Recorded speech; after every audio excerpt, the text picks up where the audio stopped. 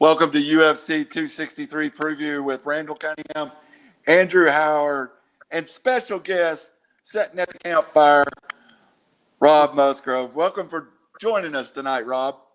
Hey, it's good to be here, guys. Hey, I'm glad to have you here.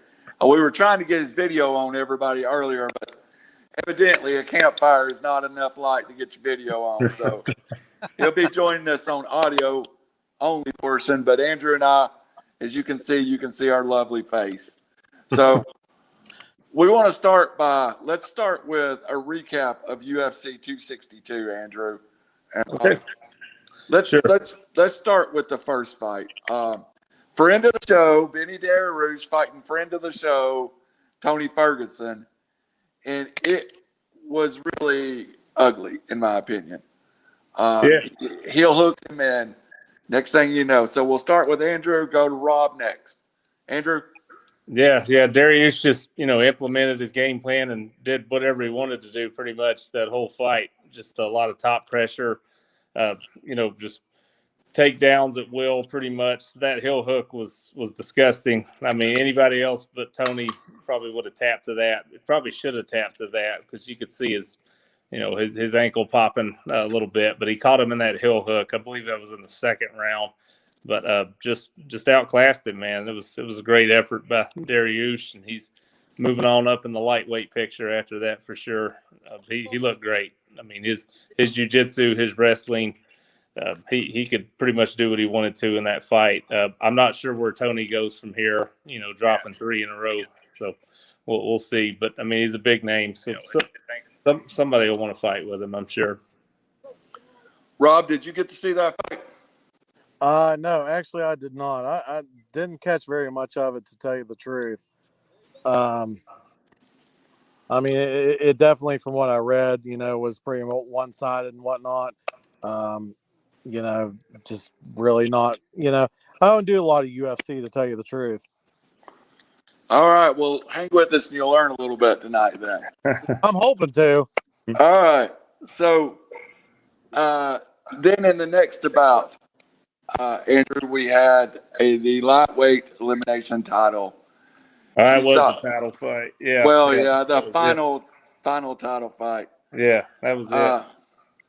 And first off, we were still surprised that Oliveira was there. I mean, really, we thought he was going to be the odd man out all the way through this. And then suddenly he's the one in the title fight.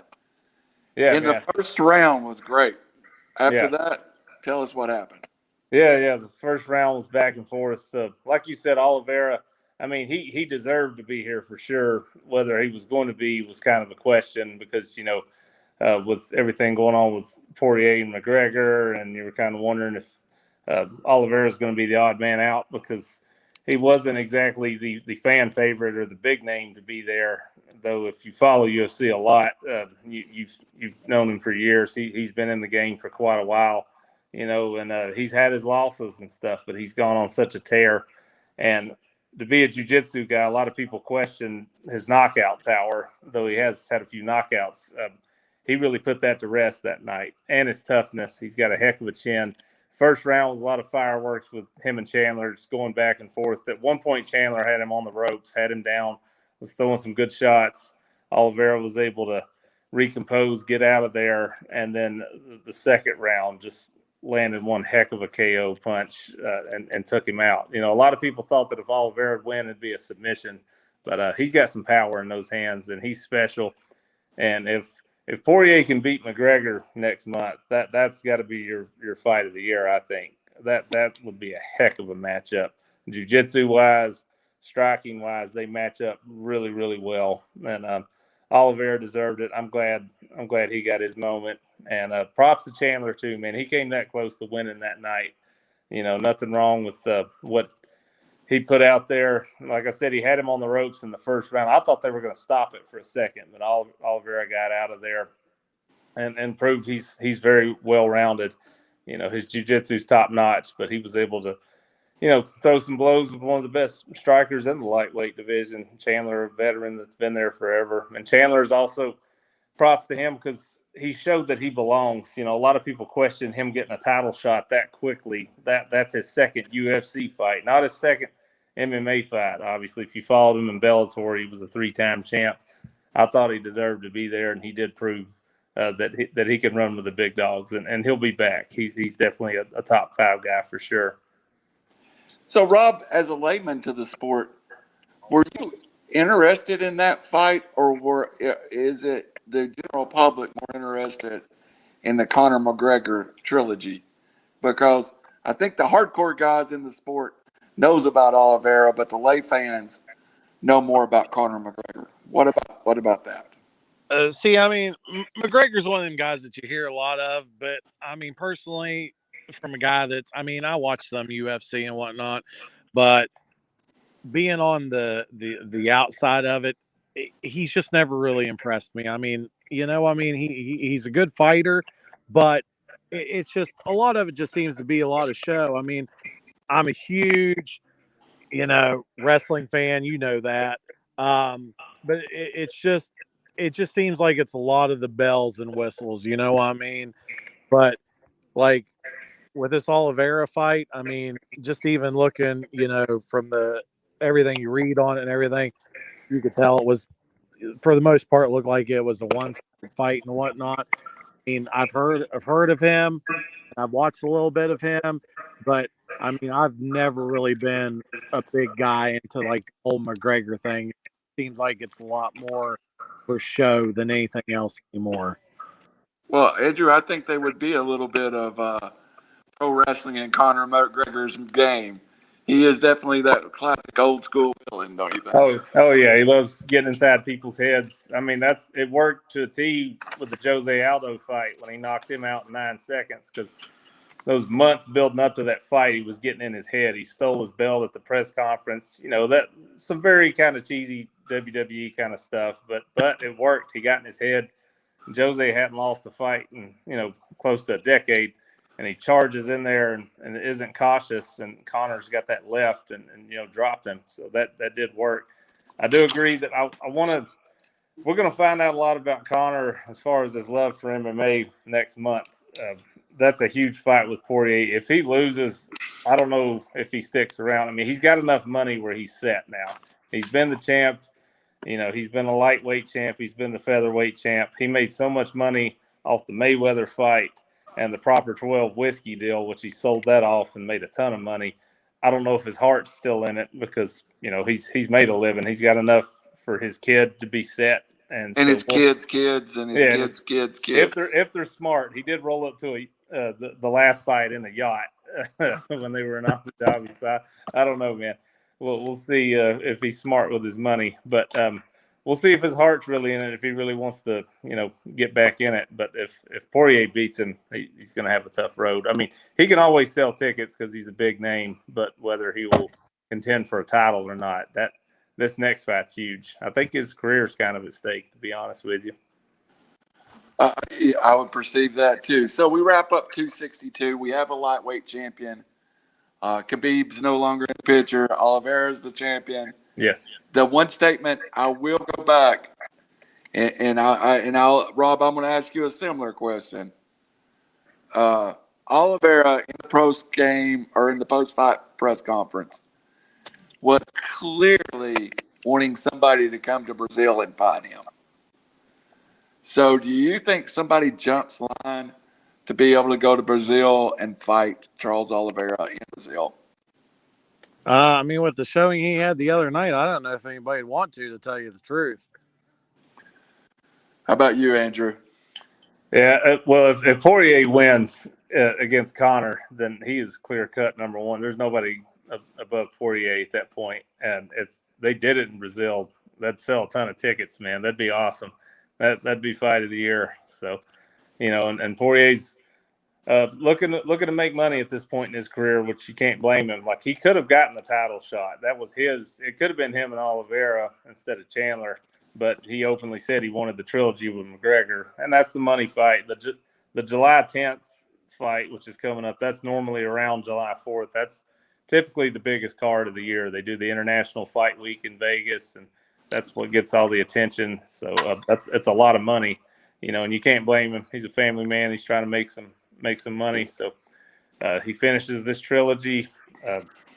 if he wins, I mean, he's definitely getting the title shot. I don't see anybody else that would Do you think he would be equally as satisfied to go on the road to Brazil and get that title shot? Or it depends on where they would do it. If they could do it in a big arena, sell a lot of tickets and stuff. Obviously, COVID might play into that a little bit because Brazil's not doing as well as we are.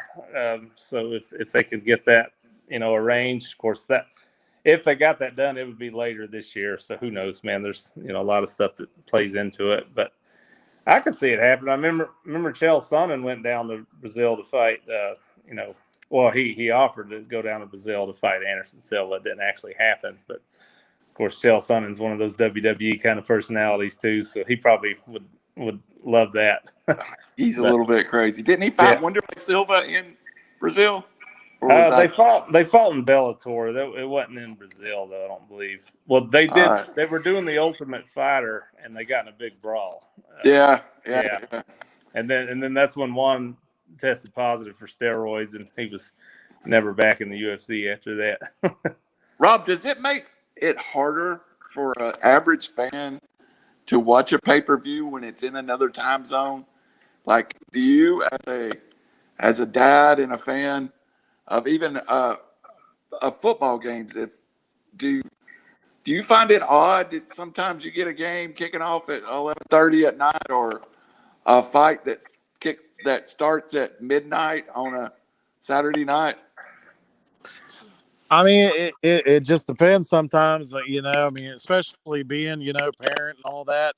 It depends, what you got going on all day and everything like that. You could end up being, 11:30 at night. There's nights I'm in bed for a couple hours, you know what I mean? It's hard to commit to. And then sometimes, even when I was younger, like in college and whatnot, as a boxing fan, you pay all this money for a fight, and next thing you know, 30, 45 seconds in, you're out $50. That fight's already over.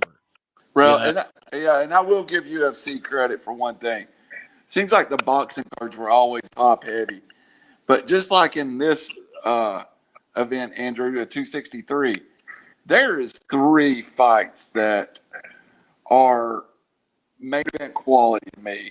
Yeah. Now, Diaz-Edwards gets moved from last fight, but let's start there. Yeah, and we're going to talk about the ultimate WWE heel when we talk about anybody named Diaz in the UFC. Yeah, so they're kind of an anti-hero. Flip, got that Stone Cold Steve Austin flipping the camera off and stuff like that. But they have a huge following too, man. People love those guys. If you're from Canada, you do not like the Diaz people because of the George St. Pierre rivalry. But people love Nate though, man. He is quite the character. There was an article on ESPN about just all these celebrities that have bumped shoulders with him. He was hanging out with Leo DiCaprio at one point. He's gotten quite a crowd around him. And the crazy thing is, he's 21. We got a little the campfire going there for a minute. Yeah. So, no, you're good. I love it, man. Get it up if you can get it up. Yeah. But I'm excited to watch Nate fight because another thing is you don't get to see it all that often. He's gotten in contract disputes with UFC a lot over the years. Some I can see his point of view. Some I don't necessarily agree with him. But after the second Conor fight, everybody wanted the trilogy, including myself, because the second fight was so good. And they immediately gave Conor the lightweight title shot after that, and Nate was kind of left out in the cold. So from 2016 to 2019, Nate did not fight in UFC. He took quite a break, said, I'm not coming till you show me something. And they showed him the money, like the old Jerry Maguire saying.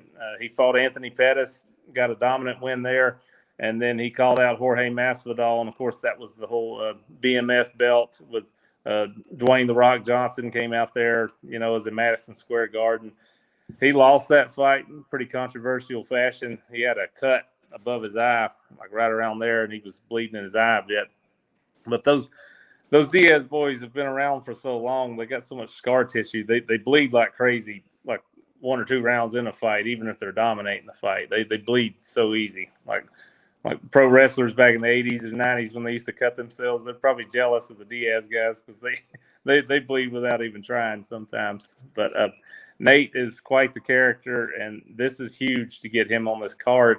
And the bonus is it's a 5-round fight. It's not even a co-main event, but they sign on to make this a 5-rounder, which I think really adds some intrigue into it because Nate's known for his cardio, and sometimes it takes him a round or two to get warmed up. If you look at the first McGregor fight, it took him the better part, probably 4 minutes into that first round before he really started to warm up. And then, of course, he gassed McGregor out and ended up getting the rear naked choke and winning that fight, which started their whole rivalry. But he's very accomplished Brazilian jiu-jitsu practitioner. He's a second-degree black belt under the great Cesar Gracie. Him and his brother Nick own their own school out in Stockton, California, and they are world-renowned for their jiu-jitsu. It's world-class. They're very good. Rob, is Nate Diaz a guy that makes you buy a pay-per-view? Yeah, for me, I mean, he is. He's one of those top guys. I mean, even in reality, McGregor would be too. You know what I mean? Yeah. Those are two guys that would definitely put me into wanting to buy one.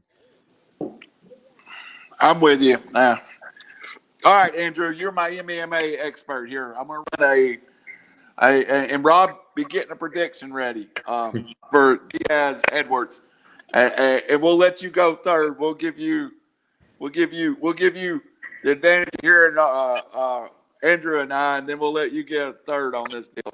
All right, Andrew. Yes, sir. Is Nate Diaz past his prime already? I don't think he's past his prime. Well, we'll find out tomorrow, but I don't know if I don't think he's championship contender, but again, we'll find that out tomorrow. But I felt like in the Jorge Masvidal fight, Masvidal was tuning him up pretty good. I know a lot of people wanted to see that fight play out. It ended at the end of the third round. He had a few good shots and was doing some stuff, but Masvidal was really controlling that fight. Kamaru Usman's manager has said that if Nate wins this fight, he wants Nate and Usman to fight next for the title, which a lot of people might fuss that Nate's jump in line. For sure, Colby Covington would be the first person. Jump in line. Yeah. But Nate sells tickets, and the more tickets and the more pay-per-view buys you get, the more money you get. So you can't blame Usman for wanting that. So it's hard to say if he's – go ahead. Does Leon Edwards have to win impressively to jump Colby Covington? Yeah, so I didn't talk about Leon yet, so I'm gonna give him his due. He's 18-3 with one no contest, which his last fight was a no contest. He had a poke to the eye. It was accidental, but that was stopped in the second round against Belil. He's had a lot of time off in between fights. At one point, they pulled his name off of the rankings on welterweight because he hadn't fought in like 400 days or something like that. But before that, he had an 8-fight win streak.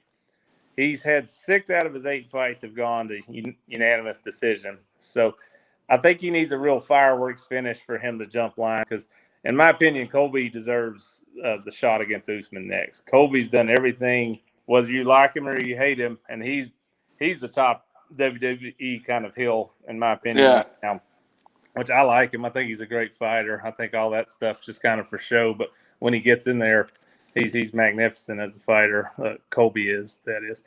But Leon's going to need to show something really special because with the Colby and Usman rivalry, that's going to sell a ton of tickets too. I know Usman can't stand him, but that's just part of having a rival. But Leon Edwards, he's 18-3. 6 of his wins by KO, 3 by sub, but 6 of his last 8 have gone to decision. He was going to fight Hamzat Chimaev last December. They had to postpone that fight because Leon Edwards got COVID-19, and he actually got it so bad he lost 12 pounds. So he had a really bad case of it. They tried to reschedule it again. He was still doing kind of rough. Hamzat ended up getting it himself. So they tried to schedule that fight 3 different times, and finally Dana said, all right, screw it. Let's scrap it. So, but, we got him versus Nate. So it's a great matchup. I want to see how he'll do in a 5-round fight, because that's the big factor here. I think Leon has had, he's won 8 in a row, but at the same time, these have all been 3-round fights. He's not had these, main event matches. And Nate's been in there. He's been in some wars. He's been in 5-round fights. He's got crazy cardio. Him and his brother Nick, they bicycle, they run marathons. They went and swam out in San Francisco Bay, tried to swim to Alcatraz. They had a boat following them. They've got insane cardio. So Nate starts off slow, but I'd like to see how this plays out in the later rounds. Rob, before we go to the prediction, let me ask you a question. And this is interesting, having someone just getting into the sport. Me and Andrew started this show about a year ago, and Andrew drugged me alone into the sport. This fight lends to the style to being smash mouth. As a new person to the sport, I've learned to appreciate the wrestling aspect of the UFC. The great, like Khabib and stuff. When you flip on the UFC and you watch a fight, do you want to see a full out brawl, or can you appreciate the technical side of UFC? See, I can do both. Even like with boxing, I've always been the guy that, I just like when two guys go out there and just beat on each other, but I can appreciate the technical aspect of it. But sometimes when guys get a little too technical, it does have a tendency to get boring. With a fight like this, though, I think these are just two guys that are probably going to go out there and just beat on each other. Honestly. I think you're probably right on that. So I'm going to start with predictions, and Andrew will come to you. And Rob, we'll let you have as our guest tonight, we'll let you have the back spot. Now, I don't often say this about a prediction, but if I had all the money in the world and somebody said, we're going to take all the money from you, or you've got to pick one UFC fight over the next year that you're going to pick right. You get to keep all your money if you pick that one fight right. It would be Leon Edwards and Nate Diaz. I don't see Nate Diaz even having a opportunity here, except if he can catch something big shot, and I don't think he has the power at 170. My guy that I follow so closely, MMA Guru, he said if somebody had a gun to his head, he would still pick Leon Edwards. Now, I'm not going to that extreme, but I don't see a way that Nate Diaz wins this fight, Andrew. I think striking, it's Leon Edwards. Ground, it's Leon Edwards. I even think 5-round cardio is Leon Edwards. All that being said, go bet on Nate Diaz, because I've done proved when I'm this confident, I'm always wrong. So I'm going to give you Leon Edwards, front leg kick, 3rd round, or front body kick. I just don't see the path for Nate Diaz to win. You think he stops him? Yes. Wow. Right. I mean, my guy that I do use for the DFS said that this was the biggest mismatch in the history of UFC. Oh, I don't know if I'd carry it that far. I don't know if I go that far. Yeah. But I do think Leon Edwards wins, and I think Leon Edwards knows he must win impressive, or he gets shuffled out. So yeah. A quick note about that question earlier when you're talking about Usman and the title shot. Usman and Leon Edwards have fought before, and that was 2015, and Usman beat him in a unanimous decision. So sometimes people want to see something new. But, Nate Diaz, to his credit, has only been finished one time, actual like KO, and Josh Thompson with a head kick, and then they threw in the towel.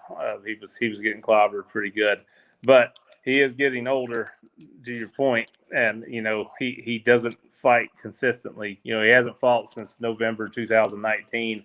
That's quite a while out of the octagon. Nate does have him beat on one thing, I would say, is jiu-jitsu. If it comes to a pure grappling match. You think so? Yeah, he's a 2nd-degree black belt, man, and his submissions are spectacular. his triangle choke of Kurt Pellegrino is one of my favorite things I've ever seen. He's choking him with his legs, and he throws 2 middle fingers in the air while he's choking before he even taps out. You know, of course, he's got the rear naked choke over Connor. He had a great guillotine choke of Jim Miller with like half guard. It was really good. I think if it goes to the ground, he's really good off his back, even if Leon's wrestling him. Nate, as far as his striking, he likes stuff in volumes. He's not a one-punch knockout kind of guy. He likes to hit you 10 times and beat you down with, like peppering punches. With that being said, I am taking Leon Edwards. I think it's going to go to decision. I think he might try to out-wrestle him, try to wear him down. And probably, I think Leon's probably got better striking at this point in the game than him. But I'd be interested to see if it went to the ground, if Nate could pull out, something crazy, because he's got submissions, man. His jiu-jitsu is world-class. But I will go Leon Edwards and a decision win. But I'm not as confident as you in your prediction, because Nate can pull it out at any point. I was shocked by how confident my Diaz guy, who I put all the confidence in the world in, was Andrew. I've never heard him go to this egg. Yeah. And it was a live chat I was in, and he was crucified by the Nate Diaz fans. But I followed his predictions. I'm going with it. So no, I don't blame you. I mean, Edwards is the money right now, So, but to finish him is a nice bet, because I think that's like a plus bet. Because it is Nate Diaz. Yeah, because he's so tough, man. I mean, even if you don't like him, you got to give him credit. He doesn't get finished, So, but MMA's crazy, man. Jorge Masvidal, we hadn't seen him get finished in UFC, and he got slapped, last month. So, man, who knows? Knocked out. All right, Rob. Here's your first prediction on the show. It's not that we're going to judge you, but you can never come back if you get this one wrong. Hey, listen, Randall, I just ended up on here because I was trying to make a trade with you in fantasy baseball. The next thing I know, I'm on a UFC chat with you guys. But I mean, really, if I'm a betting man, I'm going with Leon Edwards. I mean, basically for the same reasons. I mean, he's a good striker and whatnot. But even just odds-wise, I mean, Diaz is going to have to pull something out to beat him, I think. I mean, he's I mean, I know it can go any way at any time, but he just seems like such an underdog in this situation. I think Leon ends up pulling this one out. All right. Yeah, you have to appear on show to get me to trade with you anytime. Hey, listen, man. That's anytime, man. I'll be on here with you all the time if you want. I don't care. We'll get you on one of our wrestling shows too. Me and my boy Howie Cheney does those. All right, but it's good to have you here, Rob. I like having a layman. I like hearing new opinions, because Andrew and I got to say it. I've become a little bit of a mark too. So not long ago, I was in your position going, I don't know who this guy is. Andrew, I don't know who this guy is. So. Listen, you guys are making me want to buy a fight. That's all there is to it. You guys want me to buy some pay-per-view here. Dana should hire us because we're fishing to get people to buy it. So. You guys could be the UFC hype guys. We're the hype master. Just call us Jimmy Hart and Bobby Heenan. Yeah, we do got a mouth of the South, don't we? Yeah. All right, guys. Rob, we'll come back to you here in just a minute, and we'll get you a prediction for you on the Davison Figueiredo fight. But let's get us self there. Andrew, break us down Davis Figueiredo. Yeah. So versus and this is a rematch too, correct?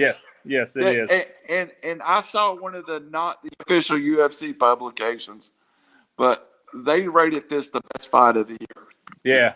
Yeah, you could for sure give it fight of the year. It was kind of between this fight and the Dan Hooker Poirier fight last summer.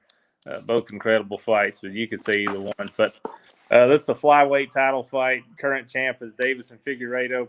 I think he holds the record for being on our show the most, at least us talking, because he's had so many fights between. This third time, man, right?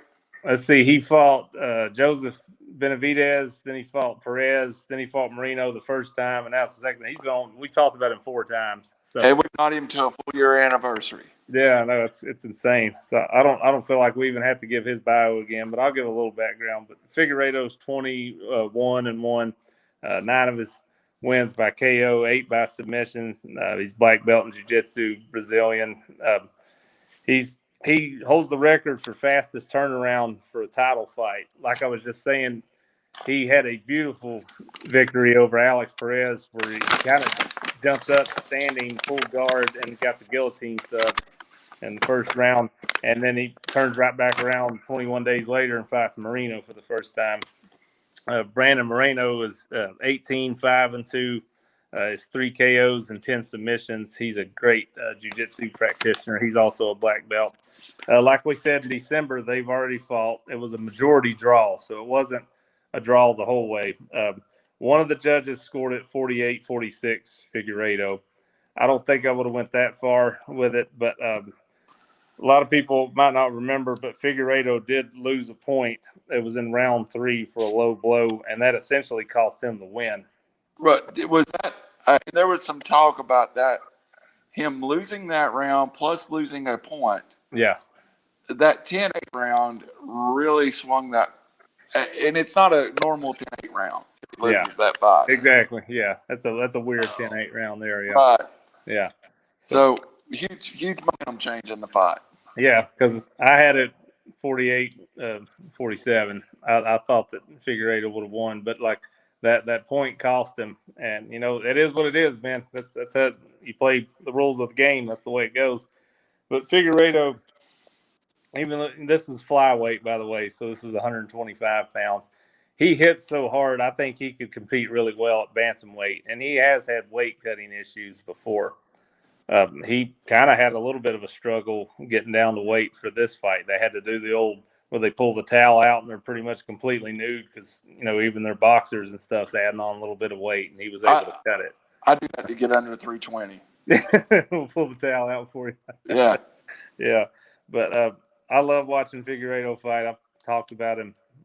This is the 4th time already, but the guy's amazing. If he loses, you almost wonder if maybe they run it back and try to do a trilogy, because the first one, a lot of people thought he won, even though it was a draw.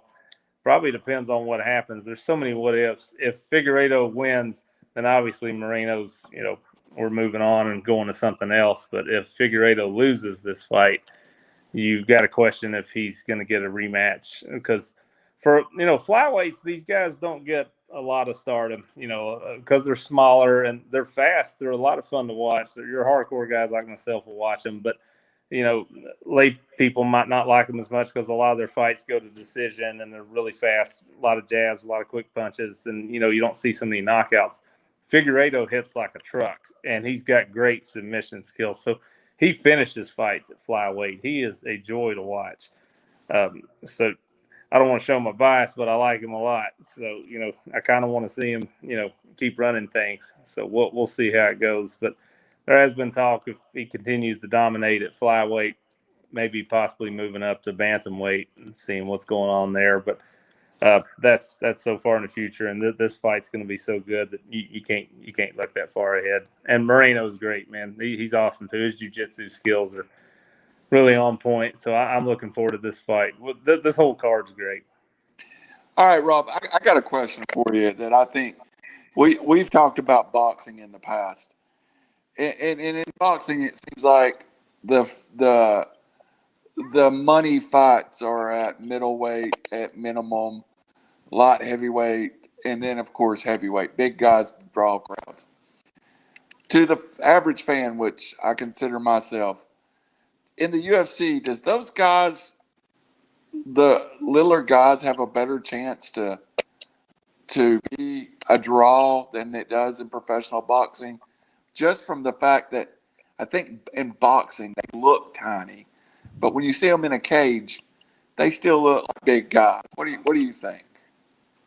Yeah, I mean, I think it's always been kind of one of those ways. Even when you're watching, like you said, one of the big fights, like pay-per-view boxing and whatnot, the little guys seem to go at it a little bit more. They seem to be the guys that have a little bit more energy, and even realistically, will just kind of go out there and, I mean, for lack of a better term, just kind of punch themselves to death. I mean, they'll just go out there and they try to tear the house down.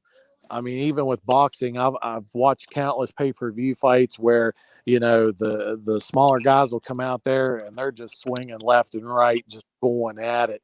And then the main event that you're all excited for is just two guys that they're just dancing around the ring. And you're like, well, the earlier fight was a lot better than what we were waiting for. So, I mean, usually the little guys, they love to go out there and put on a lot more of a show. Yeah, and do you think, and like a good example right now, our heavyweight champion in UFC is a scary, scary man, and I compare him to Mike Tyson. Compare the draw of Mike Tyson or a great big fighter to a little fighter. Is it better? I mean, if you're talking about Tyson was always a draw. I mean, I remember being a kid. He was just one of those guys. I mean, he would leave you pissed off because he would come out and win a fight in 30 seconds, but you'd still 56. buy that. You'd buy that next fight just to see if he could beat a guy in less than 30 seconds. I mean, it made you mad that it would happen so quick, but you had no problem throwing away $50 to watch him win a fight in 20 to 30 seconds. Yep. Well, we'll be back to you for a prediction on Figueiredo Moreno, and you'll get the advantage of hearing. I would listen to Andrew more than me, to be honest with you. All right, here comes our rapid fire, Andrew. Right before our prediction, and I'm gonna throw some questions and get quick comments from you. Yeah.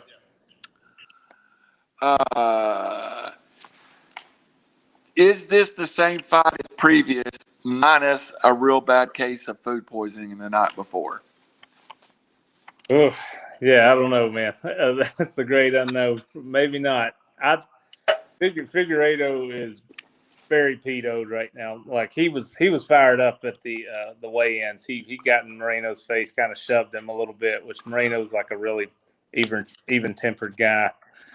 I think Figueiredo had so much momentum going, and having a draw pumped the brakes on his stardom. So I think he's out to prove a point tomorrow night. So Davison Figueiredo the night before, according to Daniel Cormier, was in the hospital before the first fight with a case of the food poisoning, which caused him almost pseudo-cut weight twice.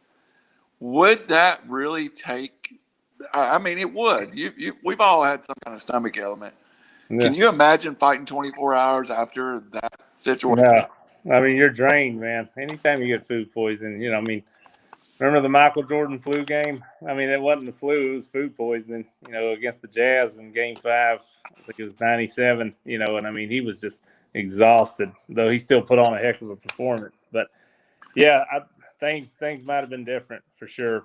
And I think Figueiredo is fired up. That it really pumped the brakes on his momentum because he had 3 finishes in 1 year. He was ready to rock and roll. And he had that goal of 6 finishes in a year, 6 fights.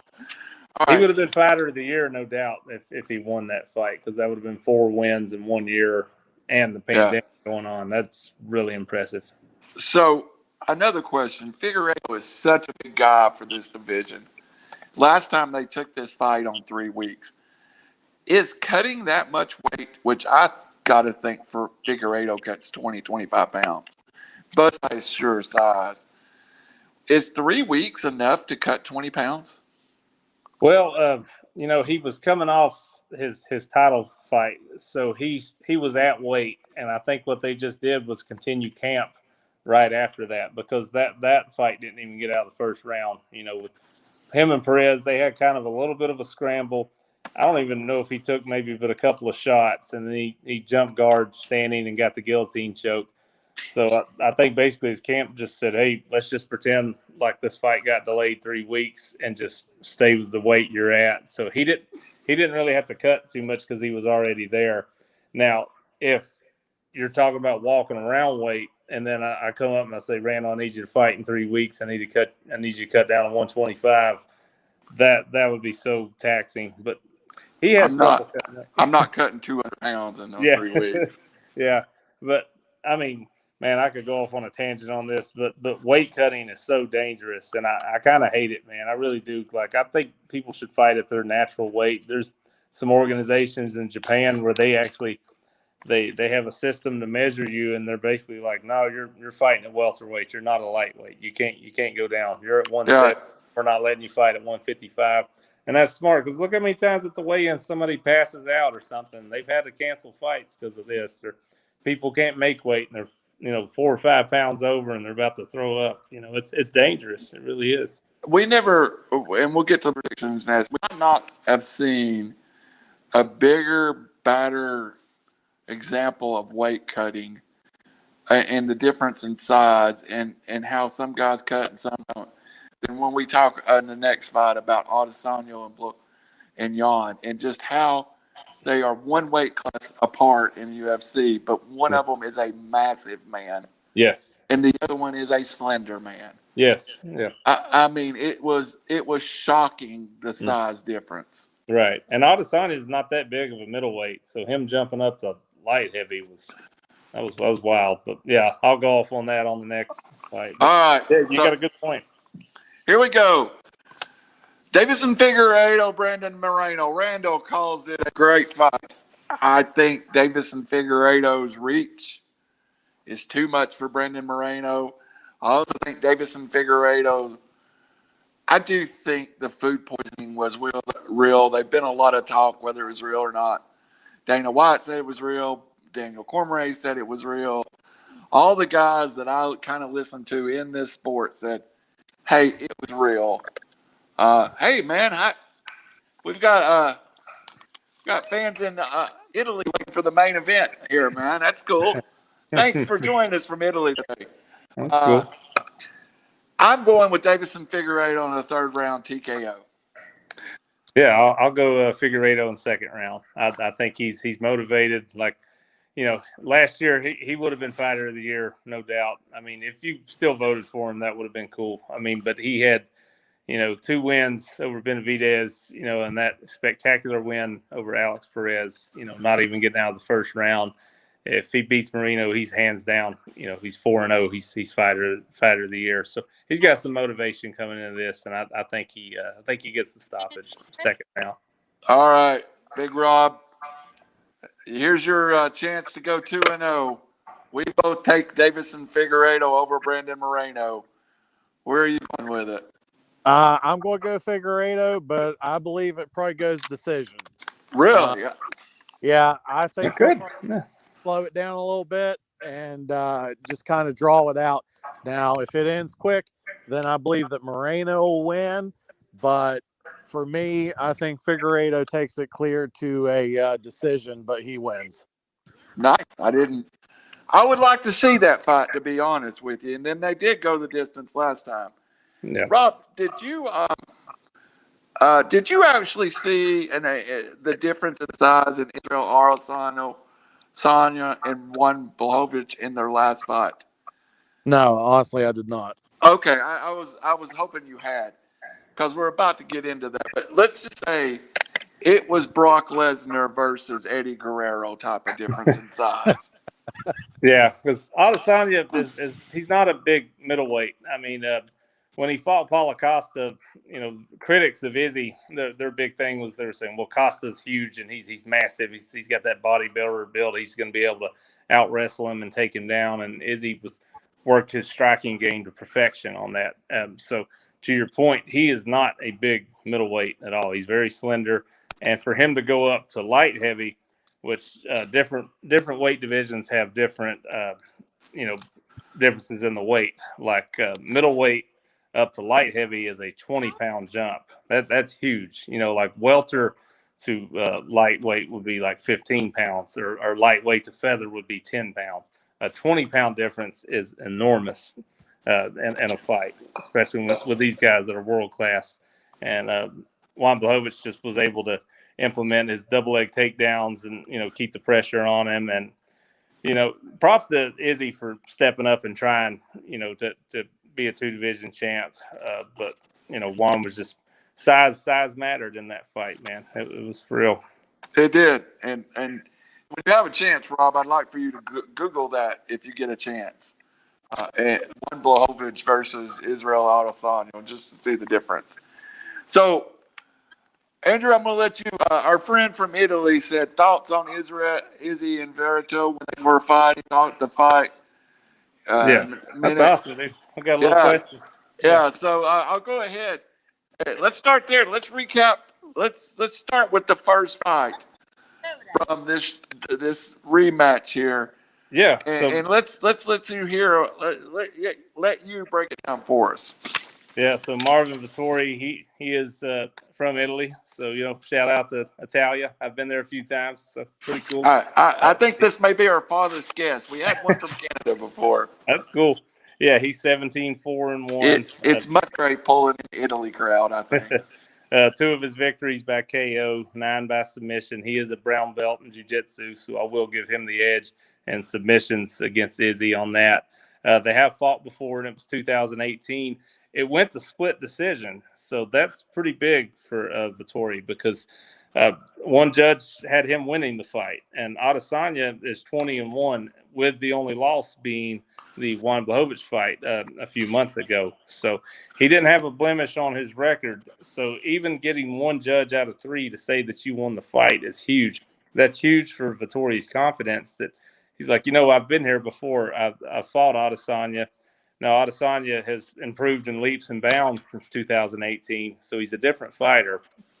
But Vettori's been there with him, and, getting a split, he didn't win the fight, obviously, but one judge thought he won it. That's pretty big for your confidence. And if you watch the presser, it got pretty heated. These guys were talking a lot of trash, and Vettori especially was getting really, really worked up. He was standing up, screaming, about to lose it and try to walk over there. Dana was having to hold him back. And Adesanya, that's kind of him working his game. He likes to get in opponents' heads and, do a little trash talk. But, yeah, shout out to Italy, man. You guys got a guy fighting for the middleweight title. So that's huge for the country. And that is tomorrow night, by the way, if that was part of the question. I believe they were asking when they're going to fight. Yeah, I think the fight is tomorrow night. I think in the Italy time, it'll be midday tomorrow. They're 6 hours ahead, so 10 p.m. here will be 4 in the morning there. So I wouldn't be watching it if I was. Yeah, man. All right, go ahead. that's great. And let's talk about it. We've talked about Australian and New Zealand fighters and how they bring a little different something to the ring. And then, Rob, I'm going to go to you and ask a question to relate to boxing to this. I always have a mental image of the European fighters, kind of like the Gypsy King and stuff. They're maybe not the most talented group of fighters, but physically and mentally tough, Andrew. And I think that describes this fighter. He is mentally a tough kind of. You wouldn't want to run into him on the street somewhere along the way, Oh, Vettori, yeah, man. And he's got great ground and pound, and his grappling's really good. He's a solid brown belt. He's got 9 submission wins. I think he wants to dirty it up a little bit. I think he wants to take a blueprint from Juan Blachowicz's playbook and try to implement some takedowns, a little ground and pound, try to work submissions. Now, easier said than done because Izzy, a lot of people would say he's probably the best pure striker in MMA. Just a little background on Adesanya for anybody watching. He is a former kickboxer and a kickboxing champ. And just go watch his fight against Paulo Costa. Costa's huge, big dude, way bigger than Adesanya is. Had him beat, muscle-wise. But Adesanya's striking is just so crisp and on point that he doesn't have to utilize power because he's so accurate. He'll put it right on your nose and knock you right out.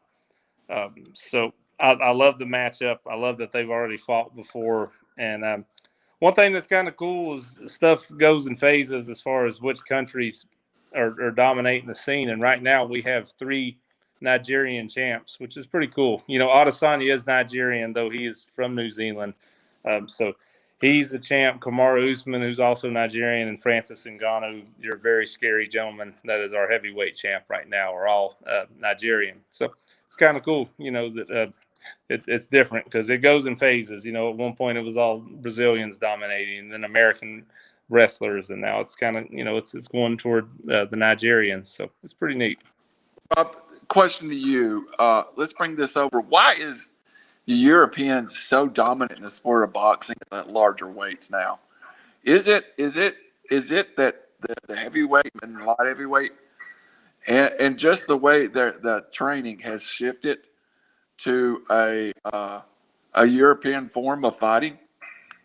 I think a lot of it is that. I think a lot of it is the training. I mean, especially like you said, switching to the European form of fighting. I mean, and realistically, these guys, it's just like, with basketball and whatnot, especially over in Europe and whatnot, these guys go up against grown men and whatnot and really push themselves. So from a young age, they learn what it's like to be against the best of the best. Right. And I think what really shifts a lot of it, especially boxing wise and whatnot, to the European side, just because of the fact that there's no really any regulation. They just kind of go against anybody that they can and build themselves up to be stronger. They know what it's like to go against someone that's better than they are. You know what I mean? Right. And a 16-year-old may be in a ring with a 35-year-old in Europe, where Right. it might not be allowed in America. Yeah. All right. Yeah, good point. All right, here we go. Rapid fire. Coming to my boy Andrew. Hey, by the way, I think rapid fire is becoming part of this. Yeah, that's cool. Here we go. Kevin Holland. Yeah. How impressive is that win? That's huge. Going into that fight, Kevin Holland was kind of the new face they were pushing middleweight. He had a brilliant knockout of Jacare Souza, which nobody knocks out Jacare from Nobody knocks out Jacare. In fact, I mean, hardly anybody knocks out anybody from the bottom anyway, much less a multi-world champion in jiu-jitsu, which Jacare Souza was. That was huge, man. And Holland was on a tear. In fact, a lot of people were, recommending that Holland be a 2020 Fighter of the Year candidate, and that was justified. But Vettori dominated him, man. And Holland, it was very strange during the fight. He was talking a lot and chatting, and he was getting dominated, and he was kind of chatting it up.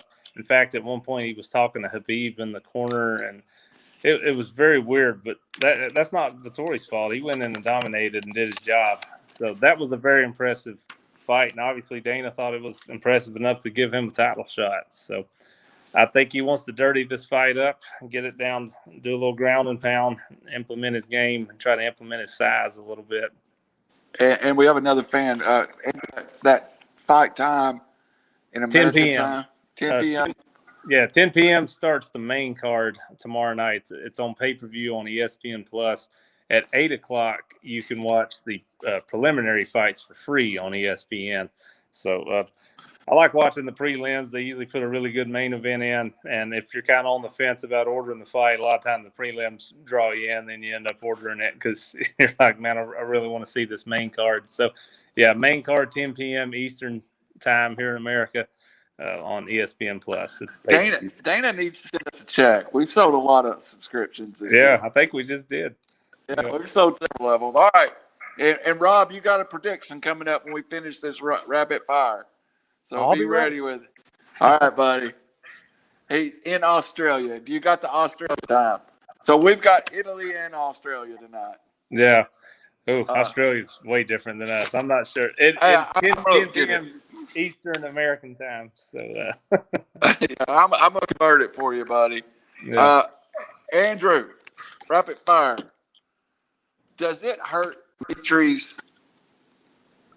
claim? I don't guess it's claim to have won the fight, but his claim to have won the first fight, does it not seem that he hurts his own case by how insistent he is that he won the first fight.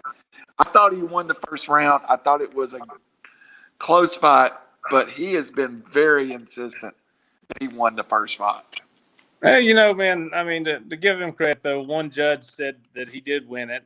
And also, he's trying to hype the fight and sell tickets and sell pay-per-views. So I don't blame him for saying I won the fight because, you know, if he's real humble and saying, I don't know, maybe I probably lost it, then, you know, you're probably not going to be like, well, I want to see this guy. You know, it's about confidence too, and it's building the fight up. You know, and that's going to give Izzy some motivation because Izzy's going to want to win this, you know, hands down, try to finish the fight. That way there's no question who won it. So I think it's good to build the fight up. So I have no problem with that. Our friend in Australia, at 10 p.m. Eastern U.S. time for the fight will be at 12:50 Australian time. So 10:50, you're 12 hours ahead, so it'll be midday Sunday. You can watch the preliminaries free on the ESPN app, which I do know is available in Australia. It's the American ESPN app. You can see all the preliminary fights for free. The main event is only on ESPN Plus. Yeah, you got to pay for that one. So yeah. All right, a couple more questions. We're running out of time real quick here. Juan Blachowicz fight. What did we learn about Israel Adesanya? And it did that fight set him back? No, I don't think it set him back at all. You know, people may say so, but I applaud him for going up in weight, and he was not 205 pounds. Nowhere near. No, and you know he was way outsized, and he was the favorite going into that fight. Even a lot of people thought he was going to win, but I don't think it set him back. I think a lot of people applauded him trying to get up there and do it, and you never know what's going to happen. And I'd rather strike out swinging the bat than just looking at it. And he went for it. He didn't get it, which it's good for him because now in his mind he's like, hey man, let's just run this middleweight division. Let's clean this thing out. I'm not going to worry about light, heavy, and he's not going to worry about welterweight because that's 15 pounds below. So I think and plus Usman's the champ there, and they're like best friends. So he's got his mind made up. He's focused. All middleweights look out because Izzy's the man, dude. He's running it. So I don't think it really knocked his stardom down. Now, if he had won, it would have catapulted him into the stratosphere because then he'd have been a champ, in a 20-pound difference weight division. But I don't think it knocked it down though. All right, Rob, a question for you. Originally Vettori wanted this fight to come in October. It's in June. Big difference in between the two. As a fight fan, as a mixed martial arts fan, as a boxing fan, what does it mean for this? Does a fighter have a rhythm to his body? And if he's asking for something in September, October to come back in June, is that physically possible? I mean, I guess he doesn't really have much choice other than to be ready. But I mean, with rhythm and whatnot, especially like body rhythm and everything, you're looking at, I really feel like these guys kind of get into that rhythm and they're used to, I'm going to fight this weekend and then I've got this much time off. That's going to give me time to train and get ready. And then when you throw a little bit of wrench into that, that's going to throw off a lot of that training, and they're going to have to change a lot of what they're doing and their routine and everything. So it's going to be interesting to see what happens when we're not getting, the fight we want when we want. We're going to have to take the fight we want when we're going to be given that fight. Absolutely. Andrew, same question. And we'll come back for a prediction here in a second, Rob. Same question. When the Vettori fight and the Holland fight was over, in the post-fight press conference, he says, I will be ready for a title fight in October. It's happening in June. Is it too fast for him to recover?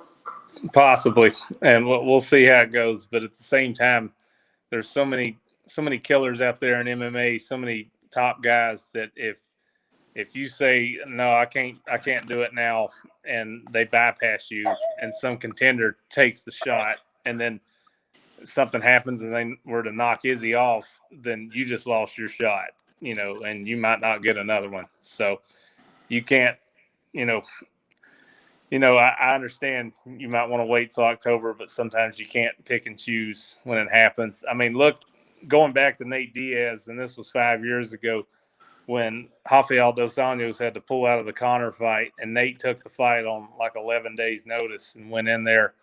That changed the course of his career, because he had a big fan base and a lot of people liked him. But when he choked out Conor, and then they had their second fight, even though he lost, it was just such a good fight, and just both of them were battered and bloodied.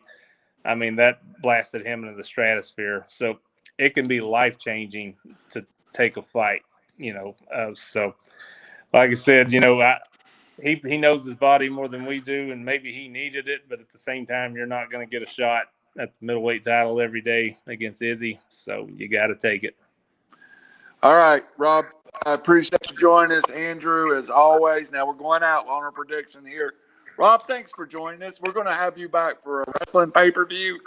We're going to do a couple of live reacts to maybe some AEW pay-per-views and some WWE pay-per-views. You want to join us for one of those? I think that'd be a lot of fun. Oh man, I tell you, I'd be in for that. I actually saw the AEW pay-per-view, the last one that was in Baltimore. I went and stayed with my brother-in-law and went to that one. It was a heck of a time. Oh, good, man. I'm a big AEW guy. I'm a huge AEW guy. So I enjoy that. And the empire continues to grow. River City Media will cross 40,000 in 28 days here quickly, so there's always room. We've built this network off of our friends and Andrew, sometimes it's hard to believe that we started this in a hallway with an iPhone 5. Yeah. And now we have 40,000 people tuning in a month. But I'm going to go.